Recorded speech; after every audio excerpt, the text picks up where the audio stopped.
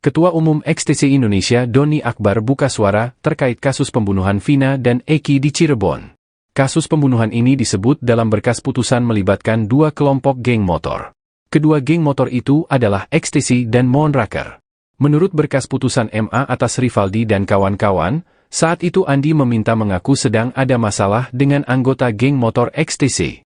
Kemudian Andi meminta bantuan kepada anggota geng motor Moonraker.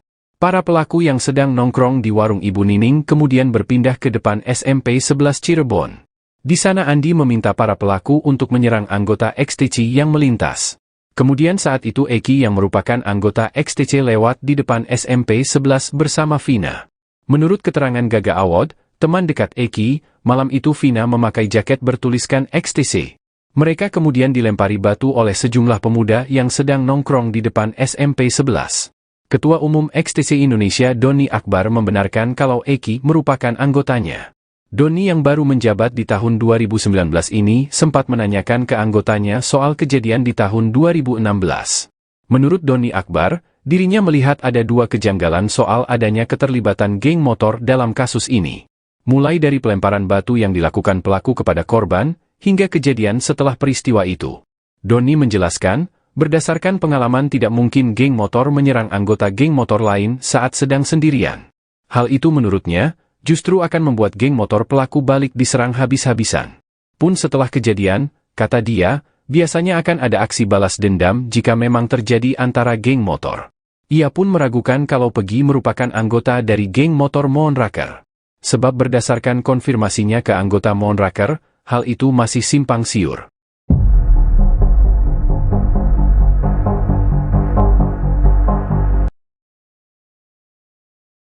Ya jangan dibilang tergesa-gesa fiktif dong. Ya, itu sama saja mau cepat-cepat menutup perkara ini. Ya. Pengacara Hotman Paris curiga Polda Jabar ingin cepat menutup kasus pembunuhan Vina Cirebon 2016. Kecurigaan itu diungkapkan Hotman setelah polisi menghapus dua nama dalam daftar pencarian orang atau DPO. Hotman menjelaskan berdasarkan bukti hukum yang ia miliki, tertulis jelas kedua DPO itu bukan fiktif belaka. Selain itu, Hotman juga menilai 8 terpidana yang sudah ditahan, tidak ada indikasi saling melemparkan kesalahan kepada 3 DPO. Hal itu diungkapkan Hotman dalam jumpa pers di Mall Kelapa Gading pada Rabu 29 Mei 2024. Oleh karena itu, Hotman menilai bahwa Polda Jabar harusnya tidak menyebut bahwa 2 DPO merupakan fiktif. Sebab menurutnya hal itu sama saja dengan Polda Jabar ingin segera menutup kasus Vina. Dan yang 2 fiktif ini semua berkas-berkas perkara menyatakan mereka ada, cara memerkosanya ada, mobil motornya ada, cara mukulnya diuraikan di sini. Ya, masalahnya dan juga si pelaku ini, si 8 terpidana ini tidak pernah mengalihkan tanggung jawab kepada 3 DPO. Biasanya kan orang mengatakan mengalihkan tanggung jawab, dia pelakunya bukan aku. Kalau mereka mengatakan kami lakukan perbuatan itu bersama-sama. Jadi ini perbuatan tidak pidana secara bersama-sama. Jadi kelihatan jelas tidak ada motivasi bagi mereka untuk lempar tanggung jawab. Kelihatan jelas dari awal. Sehingga kalau misalnya Polda Jabar belum berhasil menemukan 2 pelaku definitif ini, ya jangan dibilang tergesa-gesa fiktif dong. Ya, itu sama saja mau cepat-cepat menutup perkara ini. Ya. Berarti Pak, tidak ada alasan jelas dari Polda Jabar terkait dengan menghapuskan 2 DPO lain ya Pak, ya? Nggak ada alasan yang jelas ya? Alasannya apa? Nggak ada. Alasannya tidak ada. Jadi namanya itu tidak diakui oleh para terpidana lain.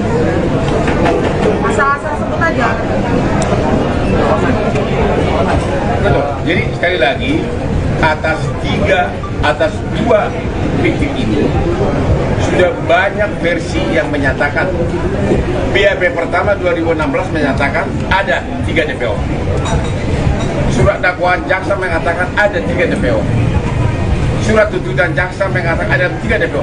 Temuan persidangan, perdebatan di sidang juga mengatakan ada 3 pelaku ini. Putusan juga mengatakan begitu. Putusan yang sudah final.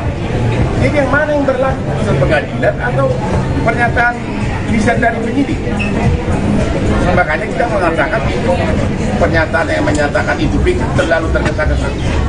Bilang aja belum berhasil menangkap, itu kita lebih bisa terima. Kalau disebutkan polisi belum berhasil menangkap karena sudah kelamaan, ya bisa kita terima. Tapi kalau dibilang fiktif, kita tidak bisa terima. Itu pernyataan dari keluarga.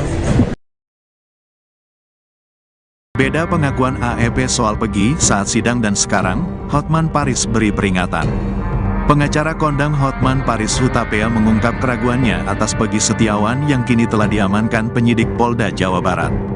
Hotman Paris meminta penyidik Polda Jabar tak langsung mengandalkan keterangan dari saksi bernama AEP. Sebelumnya, AEP diketahui belakangan muncul mengungkapkan bahwa dirinya menjadi saksi mata saat Peggy Setiawan berada di TKP pada 2016 lalu. Dari kesaksian AEP, polisi kemudian menangkap dan menetapkan Peggy alias Perong sebagai tersangka kasus pembunuhan Vina.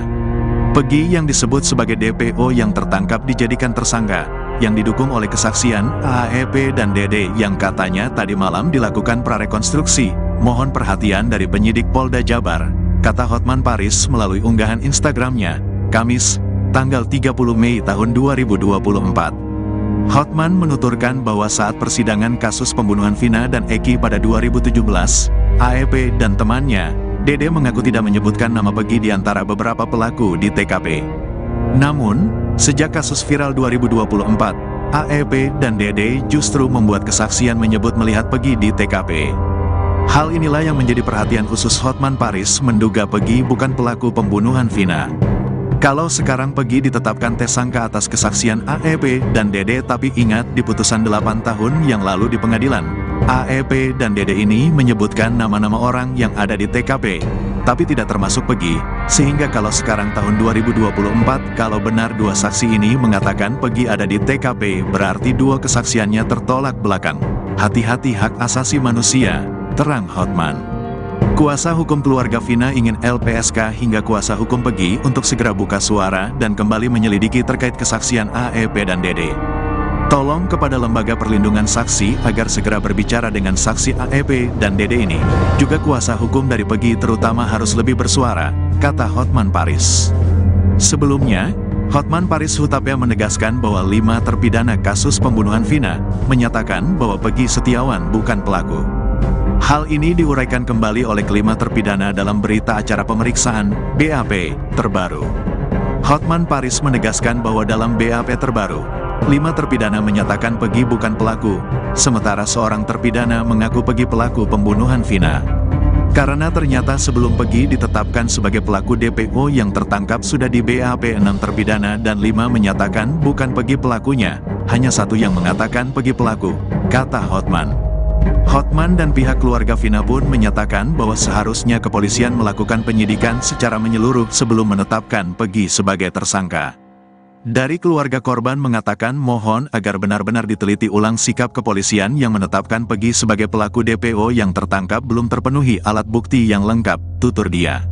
Hotman juga menyebut bahwa Polda Jabar belum berhasil menangkap pelaku pembunuhan Vina. Termasuk saat Polda Jabar menghapus 2 DPO yang dianggap fiktif. Hotman merasa sanksi pasalnya, 3 nama DPO tertera dalam surat dakwaan hingga BAP dari 8 terpidana yang sudah divonis. Hotman mengatakan pihaknya dan keluarga Vina merasa tidak terima dengan penghapusan 2 DPO oleh Polda Jabar tersebut.